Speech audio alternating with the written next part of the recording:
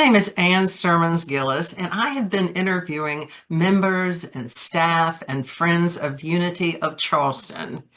And I hope that once you've watched this video, when you see this person sitting beside you in church, you'll go, "Oh, I know about her." So this morning, I'm really glad to have with me Carmen Graham. Welcome, Carmen. Thank you. Hi, Anne. Hey, so glad to see you this morning. I'll tell you that Carmen jumped right in as she goes to meditation classes and church on Sunday. And so I'm really glad to have you here this morning. We're going to start at the very beginning. Where, Okay. where are you from originally? Where were you born? Okay. I was born in Havre de Grace, Maryland, and grew up in Maryland and Pennsylvania. And what brought you to the Charleston area? Well, I was living in Los Angeles, and my father was diagnosed with Alzheimer's, and we had to unfortunately make the decision to find an assisted living in North Carolina. And so I had been in the Charleston area during the filming of Army Wives, and I fell in love with it. And so I decided to come back here, and I could be a couple hours away from my parents instead of 3,000 miles away and still be by the beach. And I've always thought of Charleston as like a friendlier, kinder Los Angeles. So that's what brought me back here. Well, how do you like it? Is it working for you? It is. It is working. It's been a little bit of a little more difficult of an adjustment than I thought it would be. But I'm really glad that I found Unity because that's been great to to not be so lonely and to meet people like you and the meditation group. So I'm really glad that I found that. Yeah, that's great. Well, you came from LA, is Hmm. that correct? And I so did. I can imagine that it is a big change It is. for you. I mean, all change is interesting. It's never like we think it's going to be. No, it's never what we think it is in our head. Well, I'm so glad that you found us. You really Me add a lot. too. We're thrilled to have you. Well, I'll ask you some about your career. Are you working now? I'm not. I'm not working now. Okay. I I What had did the you do? I had the idea. I was a set decorator and costume designer in film and television. I went to LA for acting. I auditioned for the American Academy of Dramatic Arts and the Groundlings. That was my dream. And I did act for probably like the first 10 years that I was in LA. But then I just got a little burnt out on it and got into set decorating and then costume design. And I came up with the idea that I was going to open my own business, which I did, Karman Couture. And I was going to be a personal shopper for people for wardrobe and set for home decorating, home decor. But it hasn't quite worked out as I thought, but I also haven't really put a lot of energy into it yet because I've just had so much going on with my family that Yeah. I haven't really put the effort into it. So Was that the business that you were going to have in LA or here? here, Here. Okay. mhm. Yeah, in LA, I was still working in film and television. Okay. And so you have a new business that's a little fallow at this moment, this time, right? Right, little baby.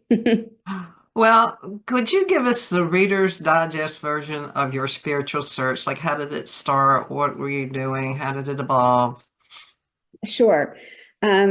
Actually, my spiritual journey started. I went to Catholic school, which I did not like because we were not Catholic. And so I was picked on and bullied. We had moved to Pennsylvania from Maryland, and I did not like it. I was not accepted as the new kid. And so I was pretty angry at God, to be honest, for a long time. And when I was 24, I was involved in a really bad car accident. where I was actually pronounced dead on the scene. And I had a spiritual experience where I actually left my body. And in that experience, my everything changed for me. I had this experience where I was talking to, I feel like an angel, my angel. And when I was going nowhere in my life. I was out of college. I wasn't doing anything. I really had no ambition. And when I healed from that car accident, so I was in the hospital for quite a long time. I just audition. I went to LA. I was in Pennsylvania. I went to LA, auditioned for the American Academy of Dramatic Arts. I got in and I went to LA. I was just like, that's it. No more trying to figure out what I'm going to do. I'm just going to go for it. So, and it took away my fears. I had a lot of fear in life and I let it hold me back.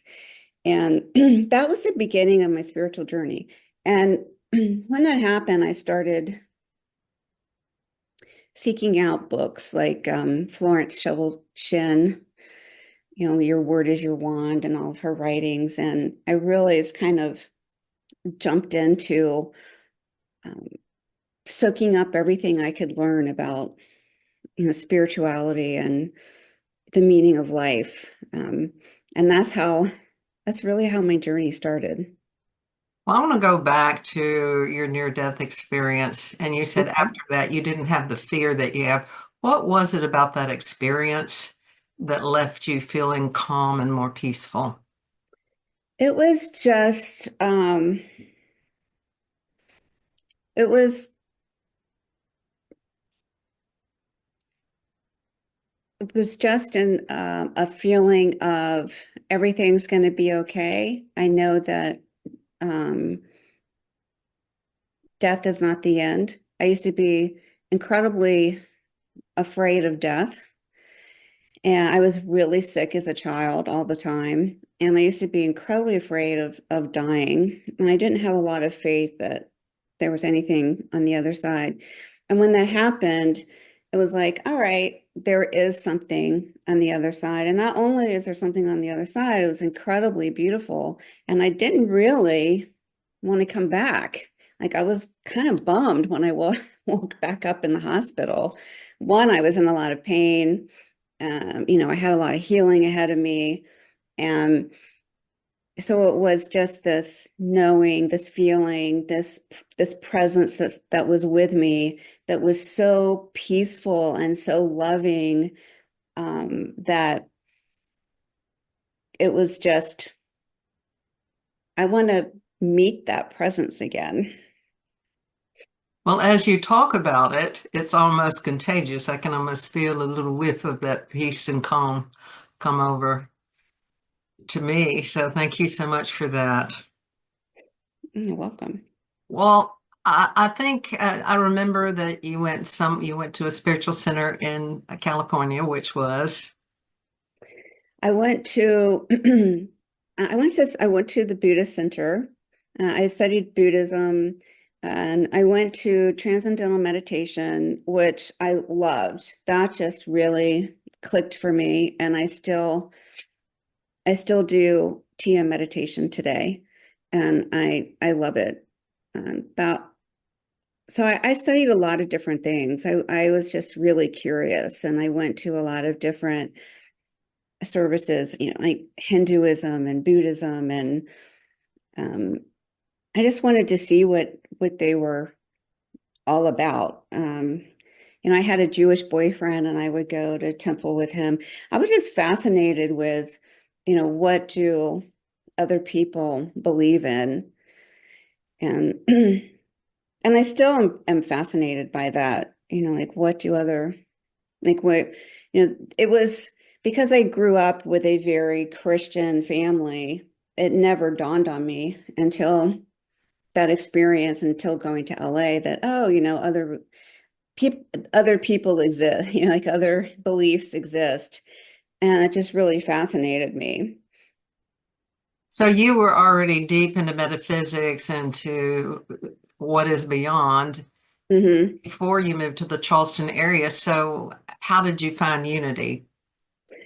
Well, I had briefly been in New York working on a film before I came here, and I went to a Buddhist center there in New York, and and I really liked it. And so when I came here, I was like, I'm going to see if they have that here. And there were some things I wasn't crazy about it. So when I came here, I was looking for places that that I felt would fit. And so in my research, I found Unity, and reading about it, I was like, that sounds perfect. And so when I went to the service, it just clicked. And the one that I went to, it was the first Sunday of the month, and it was a sound bath. And I love sound baths because I go to sound baths. I would go to sound baths 2 or 3 times a week in LA. I love them, love them. So it was like, yep, this is it. This is perfect.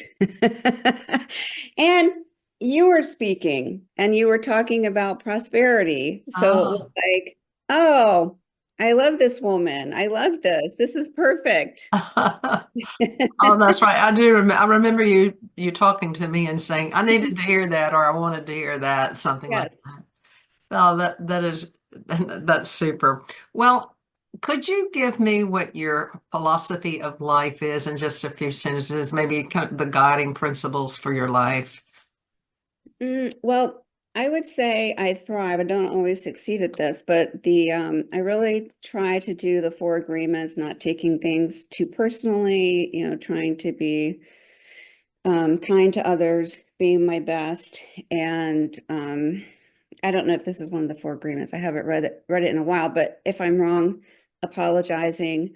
And just always, I guess my philosophy is to really try to be the best version of myself and to be there for others and to be of service to others and realize that my life really isn't all about me. Well, the Ten Commandments have nothing over the Karman commandments. I don't know. I don't always succeed at it, but that's my goal. I understand we do need guiding principles in our lives. Mhm. I think they're helpful. Me too. Do you have any favorite books or authors that you would recommend? I do. And well, one is Miguel Ruiz, The Four Agreements, which I love. Another one I just recently discovered, which is I'll show you. Tosha Silver, It's Not Your Money. What I loved about this was it's all about what really clicked for me with this one is she talks about because there's so many books about manifestation, and which I've read all of them. Um, and her take is, uh, putting your ego aside and asking your creator, whoever you believe it to be, God, divine entity, the universe, whatever you believe your creator to be, to ask that creator, what is your purpose for me on this earth? Instead of bring me money, bring me a house, bring me this, bring me that. And that just really clicked for me because I was like, I had never thought of it that way. Can you please please let me know what your purpose for me is so I can get my ego out of the way and start living that. Because that's really where I've been stuck. I think because I've worked, and my career was so much a part of who I was for so long, for 35 years, it was just who I was. And now not having that, I really went into a depression of like, well, who am I? I don't have this title.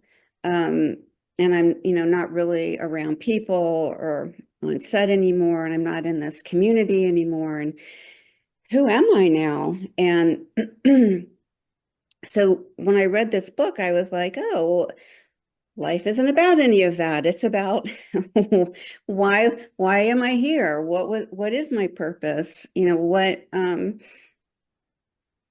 What was I created for? And I still don't know the answer, but I'm enjoying reading the book and enjoying the journey of finding out what it is. And so that book has been incredibly impactful. I would highly recommend it to And everybody. and so show that again and the name and the title. Tosha Silver, It's Not Your Money. She has several books. I haven't read the other ones yet, but this is the one I picked up, and it's fabulous. I also got it on audio. I listened to it in my car, and she has some just really great prayers to start your day with, end your day with, and really just kind of get the ego out of the way. Sounds like a But great book. it is. I Love love it. it. Love it. Love it. Well, changing the subject again, do you have any passions or hobbies? Photography. I love photography. I've always loved photography. When I was briefly in New York, I really didn't like being there. And so my mom bought me a camera for my birthday, which was just a great gift.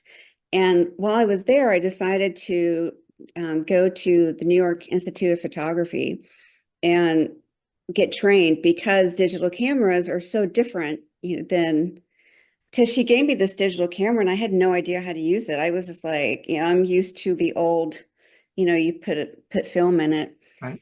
and not being technically, um, you know, at my age, not growing up with technology, I didn't know what to do with it. So I decided I took these classes, and it was a great experience. And it became like my, it's what I did for fun. I took photos, and I had a lot of fun with it. So I really enjoy photography. I used to make jewelry when I was a costume designer. I would get frustrated because I couldn't find the jewelry that I had in my head. And so I just started making it. I went to a class and learned how to make it. And I'd always been kind of obsessed with gemstones anyway. And I really got into it, and actually ended up opening my own jewelry company for a while. And I loved it. I ended up hurting my hand, and that's the only reason I became so busy that I got out of it. But every once in a while, my mom kind of bugs me from time to time to get back into it because she has a lot of my pieces. So I see photography and making jewelry. Okay. Well, you mentioned one of your spiritual practices, which is TM and meditation. Do you have any other spiritual practices? Um, I see that's the main one. Sometimes just walking in nature is a spiritual practice for me. Just getting away from sound. Yes, and reading. Yes, reading. That is a spiritual practice. Yeah. I love And reading. yes, it is a spiritual practice. Well, to wrap things up, if you had some last words to give to someone as advice or something that you've learned throughout your lifetime, what would that be? Hmm. I think it would be what other people think of you is none of your business, because I've let what other people think of me hold me back. I let the criticism of others hold me back. And really, at the end of the day, I mean, most of these people are people I didn't know. So, I mean, really, um, who cares what they think? And I let that consume a lot of my time. And now, as I'm getting ready to turn 60, I think, God, I wasted so much time on caring about what other people thought of me, and it really doesn't matter. And someone said that to me, actually, that, what other people think of you is none of your business. And that was like, wow, such a profound statement. I love that. Yeah, Terry Cole Whitaker wrote a book, What You Think of Me is None of My Business. Oh, I didn't know that. Yeah, I think she maybe be the one that came up with that phrase. It's a Yeah, wonderful lesson to learn. I can remember once in a retreat center, and I was concerned about, how I looked and what other people were thinking. And all of a sudden in meditation, it was like, how do they look to you? right, You're right. usually missing the perception of who's there because you're so concerned, you're so inward drawn. And it was a profound realization. And it's a great realization, not always easy to implement. No, it's not. It's But it's like, oh, I forgot. It doesn't right, really matter. right, Who right. cares? Doesn't Right. hurt me. I'm okay. I'm okay. Well, Yep. yeah. So I really want to thank you for interviewing with me today, and I look forward to seeing you on Sunday morning. Well, thanks for having me. I really enjoyed it. Thanks, Anne. All righty. Bye bye. Bye-bye.